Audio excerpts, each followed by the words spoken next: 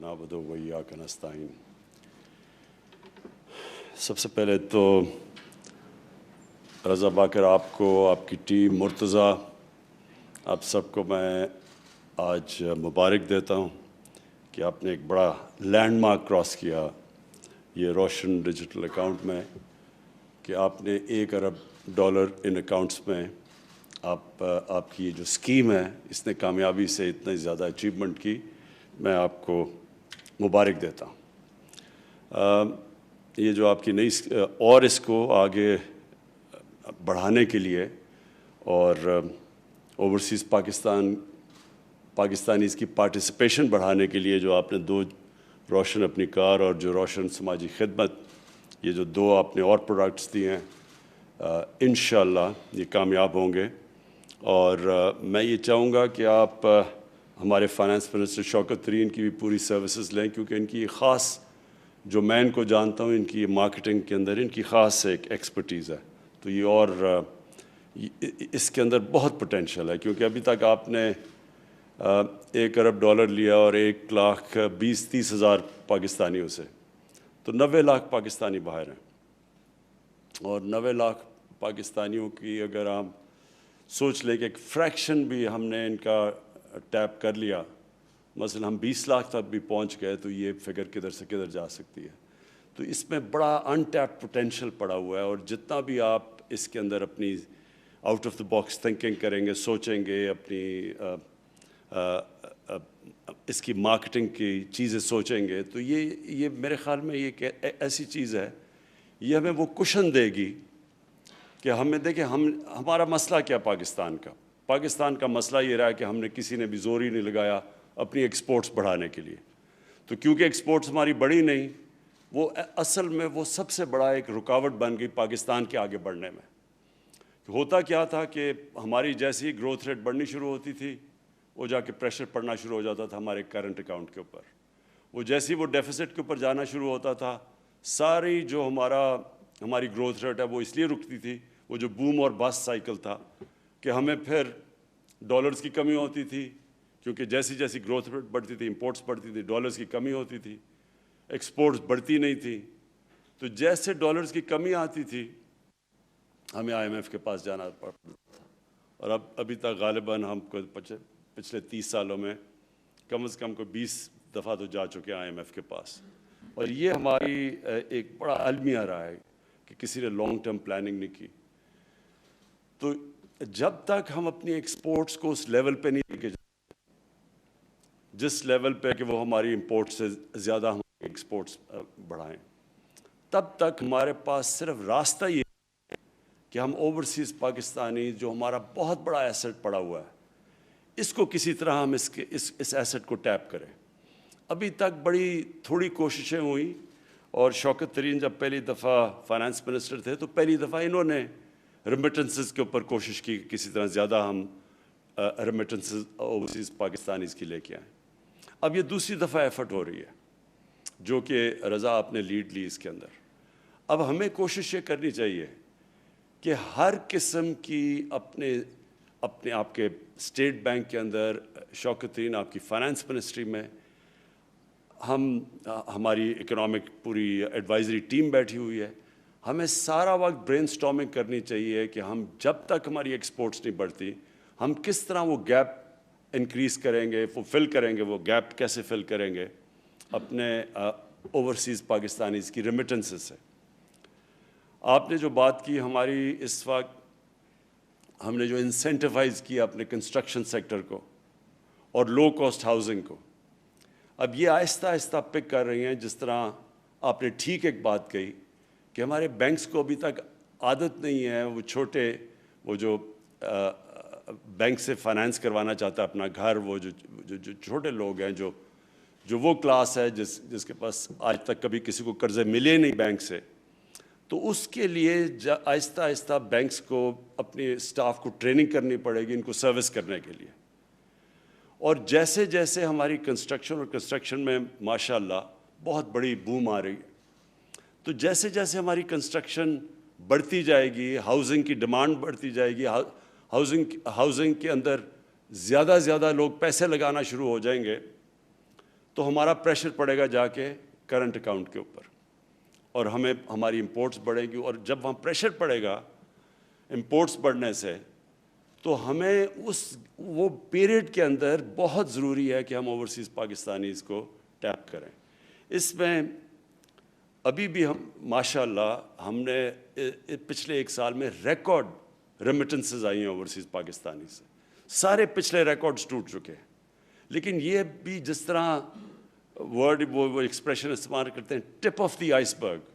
یہ بہت ابھی تھوڑی سی ہے جو کہ ہم ان کو ٹیپ کر سکتے ہیں۔ اور یہ وہ پھر سے میں وہ کہتا ہوں کہ وہ جب تک ہماری ایکسپورٹس اس لیول پہ نہیں پہنچتی تو یہ ایک ایریا ہے جو یہ اس گیپ کو فل کرے گا۔ تو اس لیے جتنا بھی آپ اس کے اوپر انوویٹ کریں گے، سوچیں گے، اس میں برین سٹارمنگ کریں گے، اور اس سب سے بڑے پوٹینشیل کو ٹیپ کرنے کے لیے اتنا ہمارے لیے آسانیاں پیدا ہوتی رہیں، ہمیں وہ کرنچ نہیں آئے گا جو کہ ہمیشہ آ جاتا ہے کرنٹ اکاؤنٹ کے اندر جب ہمارا وہ ڈیفیسٹ پہ چلا جاتا ہے۔ اور ہم سب جانتے ہیں کہ جب آپ کا کرنٹ اکاؤنٹ ڈیفیسٹ میں جاتا ہے تو سب سے بڑا پرابلم ہمیں یہ آتا ہے، ہمارے روپے پہ پریشر پڑنا شروع ہو جاتا ہے، اور جب روپے پہ پریشر پڑتا ہے تو سب کچھ ہماری جو گروتھ ریٹ ہے سب افیکٹ ہو جاتی ہے، جس میں جو ایک چیز افیکٹ ہوتی ہے انویسٹمنٹ، فورن انویسٹمنٹ، کیونکہ جب لوگوں کو یہ انسرٹنٹی ہو جاتی ہے کہ روپے کی اسٹیبلٹی نہیں ہے تو وہ جو باہر سے جو لوگ انویسٹ کرنا چاہتے ہیں وہ پھر ان کے لیے آسان ہوتا ہے، اگر انہوں نے ڈالر میں پیسہ رکھ لیا ان کو کیا ضرورت پڑی انویسٹ کرنے کے لیے، تو وہ پھر ساری ہماری فیوچر گروتھ ریٹ، ملک کا فیوچر اکانومی کی گروتھ وہ سب افیکٹ ہو جاتی ہے۔ تو اس لیے یہ روشن ڈیجیٹل بڑا امپورٹنٹ ہے ہمارے لیے۔ بینکس کی ابھی تک جس طرح کی وہ ہمارے ساتھ چلے ہیں، میں ان کا خاص آج ان کو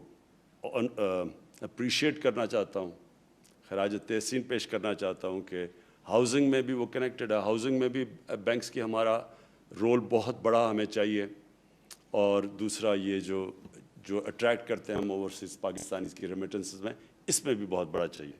میں آخر میں صرف ایک چیز کہنا چاہتا ہوں کہ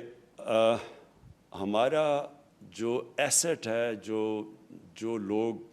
جو لوگوں نے اس ملک کی اکانومی کو افلوٹ رکھا ہے، جو بچا کے رکھا ہوا ہے، وہ ہے ہمارے اوورسیز پاکستانی، اور اسپیشلی وہ ہمارے جو لیبر جاتی ہے۔ اور کیونکہ میرا ان سے واسطہ کافی پڑا ہے بڑے سالوں سے،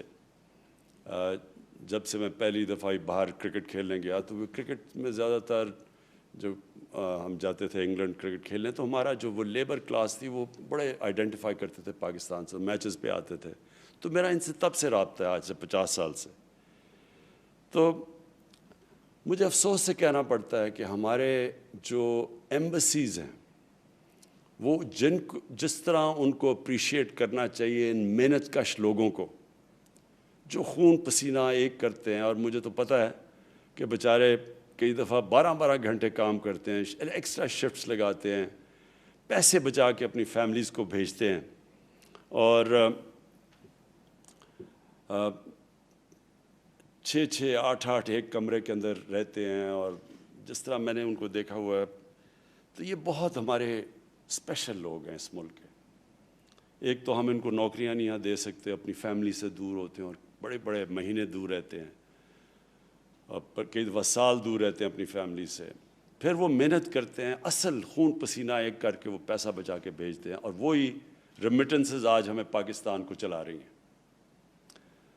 تو میں آج اسی پلیٹ فارم سے اپنی ایمبیسیز کو ایک پیغام دینا چاہتا ہوں جو باہر ہے، کہ آپ کی جو سب سے امپورٹنٹ ڈیوٹی ہے وہ ان کا دھیان رکھنا ہے، جو ہماری پاکستان کی لیبر وہاں کام کر رہی ہے، جو مزدور طبقہ ہے، جو پیسے والے لوگ ہیں ان کے لیے تو پھر بھی اتنے پرابلمز نہیں ہوتے۔ مجھے پتہ چلا کہ سعودی عربیہ کے اندر ہماری ایمبیسی نے جو ان کو سروس دینی چاہیے تھی، جو ان کا دھیان رکھنا چاہیے تھا ہمارے سعودی عربیہ میں لیبر کو، وہ انہوں نے نہیں دیا۔ میں نے کل میں نے پوری اس کے اوپر فل سکیل انکوائری بنائی ہے، ایمبیسڈر کے اوپر پوری میں انکوائری کروا رہا ہوں۔ میں زیادہ سٹاف وہاں واپس بلوا رہا ہوں پاکستان،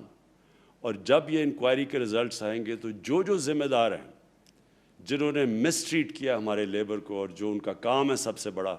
ان سب کے خلاف میں ایکشن لوں گا۔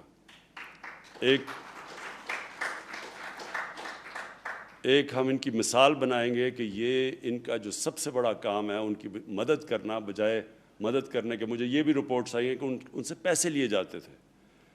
تو یہ میں آج صرف اس لیے کہہ رہا ہوں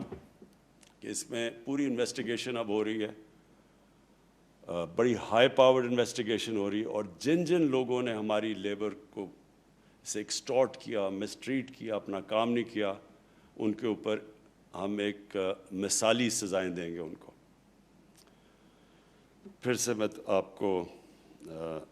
رضا باقر، آپ کو، آپ کی ٹیم، مرتضیٰ، مجھے پتہ مرتضیٰ نے بڑا زبردست کام کر رہا ہے، میں اس کو بھی میں آج ایکنالج کرنا چاہتا ہوں، اور میں یہ امید رکھتا ہوں کہ آپ اسی طرح جس طرح آپ out of the box thinking کر رہے ہیں اور سوچ رہے ہیں اور انوویٹ کر رہے ہیں اور نئے طریقے